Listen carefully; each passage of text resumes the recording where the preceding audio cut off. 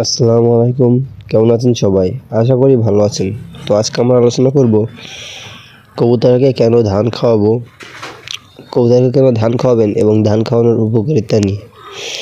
তো আজকের ভিডিওটি শুরু করা যাক। ভিডিওটি শুরু করার আগে যারা আমাদের চ্যানেলটি সাবস্ক্রাইব করেননি তারা অবশ্যই সাবস্ক্রাইব করে দিবেন, আর যারা সাবস্ক্রাইব করেছেন তাদেরকে অসংখ্য ধন্যবাদ।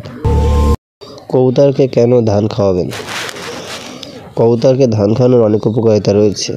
তার মধ্যে একটি হলো, অনেক সময় আপনারা গম বা তেল জাতীয় খাবার খাওয়ানোর ফলে আপনাদের কবুতর অনেক চর্বি হয়ে যায়। এ কারণে আপনারা কবুতরের খাদ্য তালিকার ভিতরে 10% ধান রাখবেন, কারণ ধান খাওয়ালে কবুতরের চর্বি গলে যায় এবং তাড়াতাড়ি ডিম বাচ্চা করে। আর তেল জাতীয় খাবার খাওয়ালে অনেক সময় ডিম আটকে যায়, কবুতরের চর্বি হয়ে ডিম আটকে যায়। এই কারণে অবশ্যই আপনারা কবুতরকে 10% ধান খাওয়াবেন।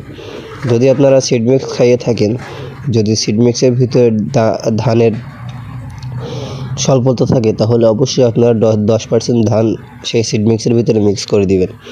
তাহলে আপনার কবুতরের চর্বি বেড়ে যাবে না এবং কবুতর সবসময় ফিট থাকবে এবং ডিম বাচ্চা করবে। আর যারা রেসিংয়ের জন্য কবুতর পালন করেন, তাদের কবুতরকেও অনেক সময় দেখা যায় যে কবুতরকেও অনেক গম বা তেল জাতীয় খাবার খাওয়ানো হয়েছে। এই কারণে কবুতর অনেক মোটা হয়ে যায় এবং শরীরে চর্বি হয়ে যায়, এই কারণে কবুতর বেশি উঠতে পারে না। এই কারণে সেই কবুতরগুলোকে যারা রেসিং করান তারা 40% ধান অবশ্যই খাওয়াবেন। রেসিং কবুতরকে অবশ্যই 40। আপনারা কবুতরকে যত বেশি ধান খাওয়াবেন, মনে রাখবেন কবুতর তত বেশি ফিট থাকবে।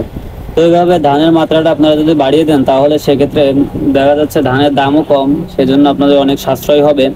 আবার কবুতর ফিট থাকবে, সুস্থ থাকবে এবং ডিম বাচ্চাও করবে অনেক বেশি।